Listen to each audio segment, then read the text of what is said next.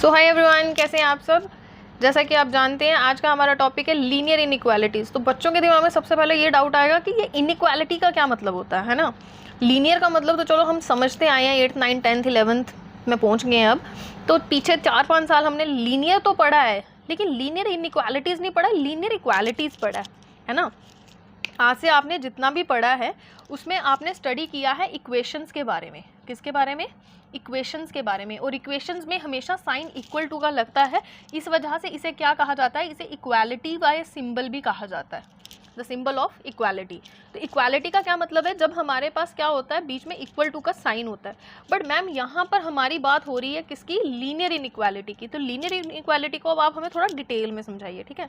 तो आइए बच्चे जानते हैं लीनियर इक्वालिटी क्या है। और मैं आपको आज 101% श्योर कर दूं, बेशक ये इंट्रोडक्शन का टॉपिक है, बट आज जो मैं आपको पढ़ाऊंगी कि आपको ज़िंदगी भर नहीं भूलेगा, और इसकी गारंटी मैं खुद लेती हूँ, ठीक है। देखो, आपने बचपन से पढ़ा होगा लीनियर इक्वेशन, सबने पढ़ा है लीनियर इक्वेशन, सबने पढ़ा है ना। पर लीनियर इक्वेशन से पहले हमने पढ़ा है linear expression. Linear expression, linear expressions क्या होते हैं? ऐसे एक्सप्रेशंस होते हैं जिसमें हमारे वेरिएबल की हाईएस्ट पावर क्या होती है? 1 होती है। मान लीजिए 3x + 5।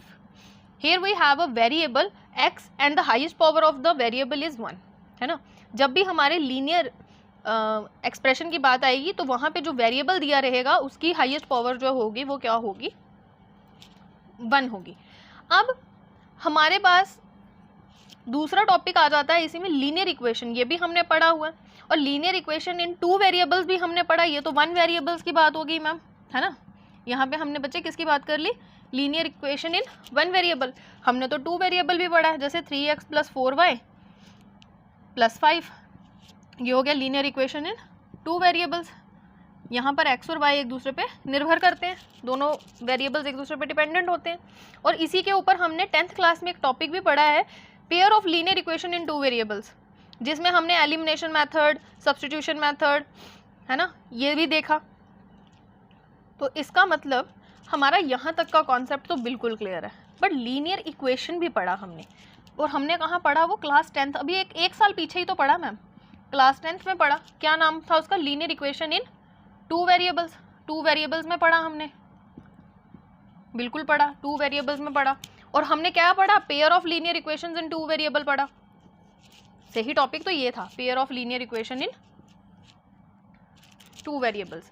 2 वेरिएबल्स में हम क्या ले रहे थे? पेयर ऑफ लीनियर इक्वेशंस ले रहे थे। चलो, आपने इतना एडवांस तो पढ़ ही लिया है, ठीक है। तो आइए समझते हैं कि अगर लीनियर इक्वेशन में इक्वालिटी का साइन था तो लीनियर इनइक्वालिटी में किसका साइन होगा, ठीक है। क्योंकि लाइफ में हर बात इक्वल ही नहीं होती, कई बार बातें इस तरह से भी की जाती हैं कि उनमें इनइक्वालिटी की बात हो जाती है। इनइक्वालिटी का क्या मतलब हुआ? अगर हमें 2 या 2 से ज़्यादा एक्सप्रेशन, है ना, अगर हमें 2 एक्सप्रेशन दिए हैं और उनके बीच में इक्वल का साइन नहीं है, तो उसमें किसका साइन दिया जा रहा है? इनइक्वालिटी का साइन दिया जा रहा है। और इनइक्वालिटी का क्या मतलब हुआ? आइए वो जानते हैं। तो लीनियर इनइक्वालिटी क्या है? मान के चलो आपके पास 10 स्टूडेंट्स हैं, ठीक है। आपके पास क्या है? 10 स्टूडेंट्स हैं। और 10 स्टूडेंट्स की जो हाइट है, 10 स्टूडेंट्स की जो हाइट है वो 160 सेंटीमीटर से थोड़ी छोटी है, ठीक है। 160 सेंटीमीटर से क्या है? कम है। ऐसा भी हो सकता है, ज़रूरी नहीं है कि हर बच्चे की हाइट 160 के बराबर ही हो, क्योंकि वो तो इक्वालिटी का साइन हो गया।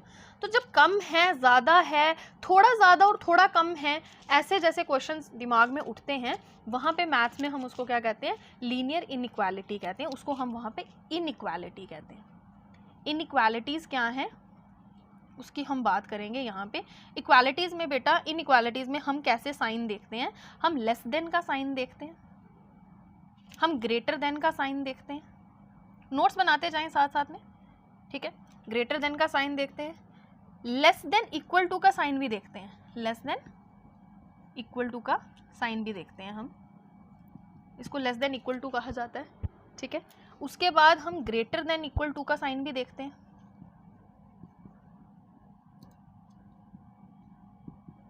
जब हमारे किसी भी 2 एक्सप्रेशंस के बीच में ये सिंबल्स लगे होंगे तो आपको याद रखना है कि आपका जो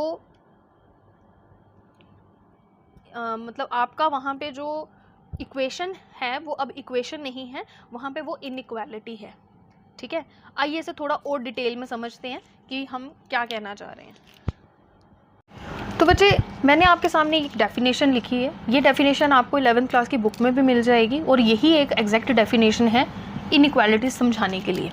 ठीक है, अगर हमारे पास कोई भी दो रियल नंबर हो या फिर कोई दो एक्सप्रेशन हो और उनके बीच में जो लगने वाला सिंबल है वो या तो लेस देन हो, ग्रेटर देन हो, लेस देन इक्वल हो या फिर ग्रेटर देन इक्वल हो। ठीक है, जिस भी रियल नंबर के बीच में, कोई दो रियल नंबर्स के बीच में या किन्हीं दो अलजेब्रिक एक्सप्रेशंस के बीच में जब ये दो सिंबल्स लगे होंगे तो मान लेना है कि जो आपकी गिवन आपकी एक्सप्रेशंस आ रही हैं वो किस में आ रही हैं, in the form of inequality आ रही हैं।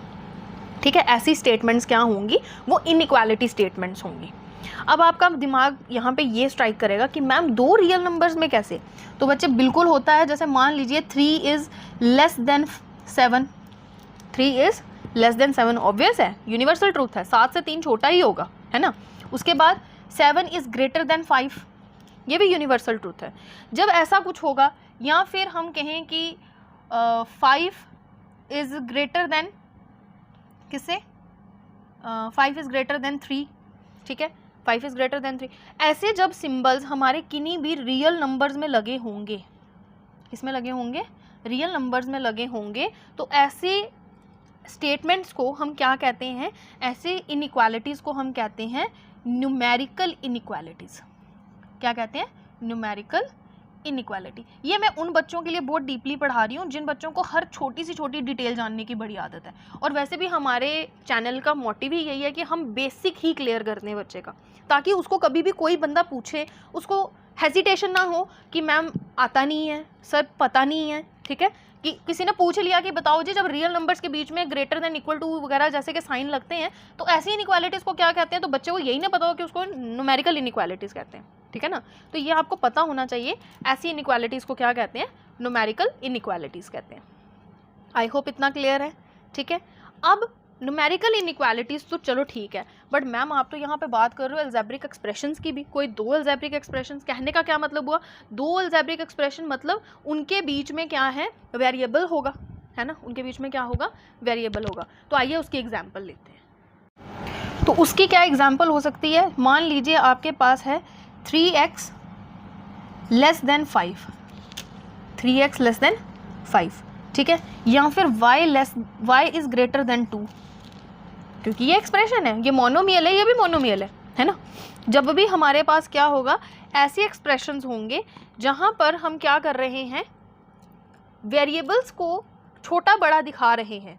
ठीक है, तो उस टाइम पे हम इनको क्या बोलेंगे, हम इनको बोलेंगे लिटरल इनइक्वालिटीज़, लिटरल इनइक्वालिटीज़। ऐसे टर्म्स को हम क्या कहते हैं, लिटरल इनइक्वालिटीज़। तो पहली वाली जो थी वो रियल नंबर्स में थी, उसमें हम क्या कह रहे थे उसको, न्यूमेरिकल इनइक्वालिटीज़। लेकिन अब जब हमारे वेरिएबल्स भी शामिल हो जाएं, मतलब ये एक अलजेब्रिक एक्सप्रेशन है जिसको हम क्या कर रहे हैं, इनइक्वल बता रहे हैं, तो वैसे स्टेटमेंट्स को हम क्या कहते हैं, लिटरल इनइक्वालिटीज़ कहते हैं। ठीक है, क्या कहते हैं, लिटरल इनइक्वालिटीज़। लेकिन कुछ ऐसे भी होते हैं कि वो कहते हैं कि ये इससे बड़ा हो सकता है, इससे कम हो सकता है, इसके बराबर भी हो सकता है। ठीक है, जैसे हम एक एग्जांपल मैं आपके सामने लेती हूँ कि 3 जो है वो कम भी है और बराबर भी है किसके, x के, और x जो है वो कम है किससे, 5 से। ठीक है, मैं थोड़ा हिंदी इसलिए इस्तेमाल करती हूँ ताकि बच्चों को थोड़ी सी आसानी हो जाए, otherwise we can read it like, read as x is greater than equal to 3 and less than 5, है ना। देखो ये भी एक स्टेटमेंट बनी ना कि x जो है, ये बीच वाला जो x है, ये 3 से बड़ा और कुछ बराबर है, greater than equal to 3 and less than, और छोटा है किससे, 5 से। ऐसा भी हो सकता है, ज़रूरी नहीं है कि इस तरह से ही स्टेटमेंट दी हो, इस तरह की स्टेटमेंट भी दी जा सकती है। जब हमें इस तरह की स्टेटमेंट दी जाती हैं बच्चे, तो ऐसी एग्जाम्पल्स को हम क्या कहते हैं, इनको हम कहते हैं डबल इनइक्वालिटी। क्या कहते हैं, डबल इनइक्वालिटीज। देखो ये बच्चे टाइप्स ऑफ इनइक्वालिटीज हम पढ़ रहे हैं। ठीक है ना। आपको पता होना चाहिए स्टेटमेंट किस तरह से दी जाती है। अभी ये सिर्फ इनइक्वालिटीज को ही कवर कर रही हूँ मैं, ठीक है। पहले हमने पढ़ा न्यूमेरिकल इनइक्वालिटीज, अब हमने पढ़ा literal inequalities. But whenever we have two symbols in a same statement, तो you have to know that what is the name of that inequality statement is known as double inequality। तो हम ऐसी inequality statements को क्या कहते हैं, double inequalities कहते हैं, ठीक है। इसके अलावा भी कुछ नाम हैं जैसे स्ट्रिक्ट इनइक्वालिटी, उसके बाद हमारे पास है स्लेक इनइक्वालिटी, ठीक है। और ये सारे नाम जो हैं ये आपकी बुक के ऊपर दिए हुए हैं, ठीक है। तो ये आपको ध्यान रखना है कि उनको कैसे करना है। तो आइए समझते हैं जो दो मैंने और नाम लिए उनको कैसे समझेंगे आप, ठीक है। आइए देखते हैं।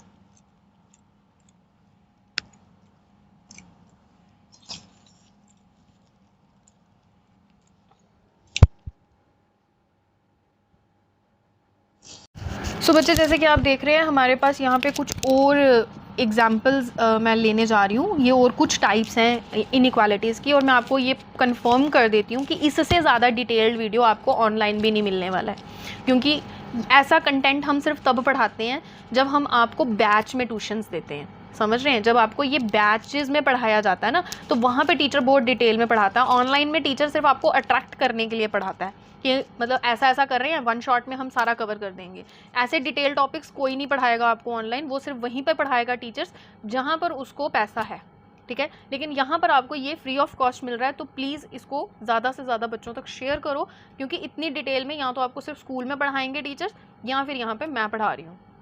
और मैं 101% श्योर हूँ कि आपको इससे ज़्यादा डिटेल में इनइक्वालिटीज़ कोई नहीं समझाएगा, क्योंकि अभी मेरा इनइक्वालिटीज़ ही ख़त्म नहीं हो रहा है। टीचर्स इसके बाद तो इंटरवल्स पे पहुँच जाते हैं, ठीक है।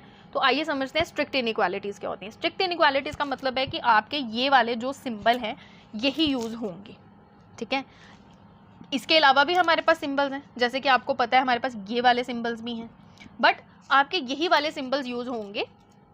और ऐसी इनइक्वालिटीज़ में जिसको हम स्ट्रिक्ट इनइक्वालिटीज़ कहते हैं, सिर्फ यही दो सिंबल यूज़ करने हैं, चाहे वो आपका linear equation in one variable हो, ठीक है, चाहे आपका वो लीनियर इक्वेशन इन टू वेरिएबल्स हो।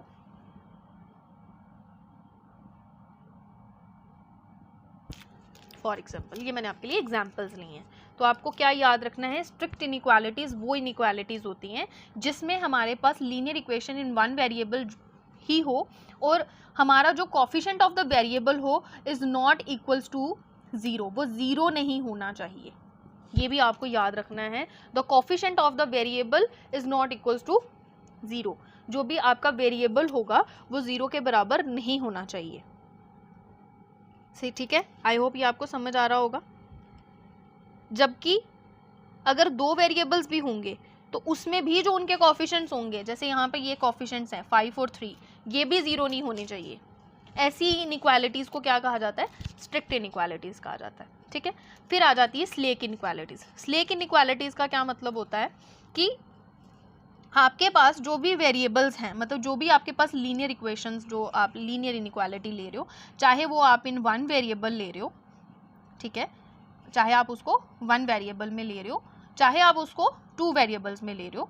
For example 5x + 7y - 3 less than equals to 6, for example, it's just a example, ठीक है। तो आपने याद रखना है कि यहाँ पर जो हमने क्या ली हैं, इनइक्वालिटीज़ ली हैं, उनमें जो हमारे वेरिएबल्स होंगे, जो इनमें भी हमारे क्या होंगे, वेरिएबल्स होंगे, वो भी क्या नहीं होने चाहिए, ज़ीरो के बराबर नहीं होने चाहिए। उनके कोफिशिएंट्स जो हैं वो ज़ीरो के बराबर नहीं होने चाहिए। आई होप ये आपको क्लियर होगा, ठीक है। ये आपकी बुक पे भी दिया हुआ है, बट इसको थोड़ा डिटेल में मैं आपको इसलिए समझा रही हूँ ताकि आपको अच्छे से समझ आ जाए, ठीक है। कुछ बच्चे होते हैं जो बुक्स तो रखते हैं, बट उनको चाहिए होता है कि कोई उन्हें आराम से प्यार से समझा दे बस, और उनके दिमाग में वहीं से बैठ जाती है, और फिर वो अपनी ही लैंग्वेज में क्वेश्चंस बड़े आराम से अटैम्प्ट कर लेते हैं। और आपको ये चीज़ें पता होना बहुत इंपॉर्टेंट है, क्योंकि फ्यूचर में ये सारी चीज़ें आपको हेल्प करेंगी। फॉर एग्जाम्पल उन बच्चों के लिए जो स्पेशली जेई कर रहे हैं, ठीक है, वहाँ पे तो इनइक्वालिटी में बेसिक मैथमेटिक्स में क्वेश्चन आते हैं, देन इसको फिर एडवांस में पूछा जाता है, ठीक है। अगर आपको यही नहीं पता होगा कि इनइक्वालिटीज़ वर्क कैसे कर रही हैं या इनइक्वालिटी सिंबल्स जो हैं उनको हम क्या क्या कहते हैं, तो वो बच्चा कैसे आगे परफॉर्म करेगा। ठीक है, तो आई होप ये समझ आ गया। उसके बाद है क्वाड्रेटिक इनइक्वालिटीज़। तो क्वाड्रेटिक इनइक्वालिटीज़ क्या होती हैं? क्वाड्रेटिक इनइक्वालिटीज़ वो इनइक्वालिटीज़ होती हैं जिसमें हमारे पास क्वाड्रेटिक इक्वेशन होती है। फॉर एग्जाम्पल 3x का square plus bx plus c is equals to, जहाँ पे आप क्या लेंगे, less than equals to something 0 ले लो। ठीक है, यहाँ पे b और c की जगह मैं 4 और यहाँ पे ये 5 ले लेती हूँ। ठीक है, ये आपकी क्या आ गई, ये क्वाड्रेटिक आपकी इक्वेशन आ गई, क्वाड्रेटिक इनइक्वालिटी आ गई। सॉरी, इक्वेशन पढ़ाने की आदत है, क्वाड्रेटिक इनइक्वालिटी हो गई है। और यहाँ पर हमारा जो रूल है वो क्या कहता है कि बस यहाँ पर जो हमारा a का मतलब x का कोफिशिएंट है वो नॉट इक्वल्स टू 0। देखो बच्चे, अगर हम लीनियर पढ़ रहे हैं तो लीनियर जो है वो वेरिएबल होगा, है ना, तो लीनियर की हाईएस्ट पावर 1 होगी। लेकिन उसको लीनियर इक्वेशन कब कहेंगे, जब तक उसके साथ वाला कोफिशिएंट 0 ना हो। अगर ये 0 हो गया तो लीनियर इक्वेशन तो खत्म ही हो जाएगी ना, क्योंकि फिर वो linear equation in one variable नहीं रह जाएगा। अगर सपोज मैं यहाँ 0 कर देती हूँ, सपोज मैंने इसको यहाँ पे 0 कर दिया, 3x को मैंने 0x ले लिया, तो ये तो खत्म हो गया ना, ये तो 0 हो गया। अब ये linear equation in one variable नहीं रहा। वैसे ही यहाँ पे इन दोनों का कुछ नंबर होना ज़रूरी है, कोई रियल नंबर होना ज़रूरी है, बट 0 होना ज़रूरी नहीं है। ये आपको ध्यान रखना है। आई होप ये आपको समझ आया होगा। आज का टॉपिक बस इतना ही, जिसमें हमने क्या समझा, इनइक्वालिटीज़ के बारे में समझा। कल मैं आपको समझाऊंगी कि इन्हीं इनइक्वालिटीज़ की स्टेटमेंट से हम इनको इंटरवल्स में कैसे चेंज करते हैं। ठीक है, क्योंकि देखो ये इतना सा टॉपिक नहीं है, ये बहुत वास्ट टॉपिक है। आज जो फर्स्ट इंट्रोडक्शन वीडियो है उसमें मैंने आपको समझाया कि इनइक्वालिटीज़ एक्चुअल में होती क्या है। आई होप आपने ये नोट डाउन किया होगा, and I am damn sure कि जिस तरह से मैं पढ़ा रही हूँ आपको कोई डाउट नहीं रहने वाला है। ठीक है, और आपको हर चीज़ बहुत डिटेल में समझाई गई है। अगर अभी भी आपको कोई डाउट है, एक बार फिर से वीडियो को रिवाइंड करो, फिर से सुनो कि मैंने क्या कहा है, आपको बहुत आराम से समझ आएगा। और आप बस इसके नोट्स बनाओ, रिटन नोट्स बनाओ। जब तक आप इसकी प्रैक्टिस नहीं करोगे ये क्वेश्चन समझ नहीं आने वाले हैं। अभी तो इसमें समझने वाला कुछ था ही नहीं, ये तो एक बेसिक लेवल था। कल मैं आपको समझाऊंगी कि इंटरवल्स कितनी तरह के होते हैं और इंटरवल्स हमें कैसे हेल्प करते हैं इनइक्वालिटीज़ को समझने में। ठीक है, आज के लिए इतना ही। अगर आपको वीडियो पसंद आया होगा लाइक कीजिए, शेयर कीजिए, कमेंट कीजिए, क्योंकि आपके कमेंट से मेरा फीडबैक है। आई होप आज का सेशन आपको पसंद आया होगा। बने रहिए मेरे साथ इसी चैनल पे। कल हम देखेंगे इसकी नेक्स्ट वीडियो।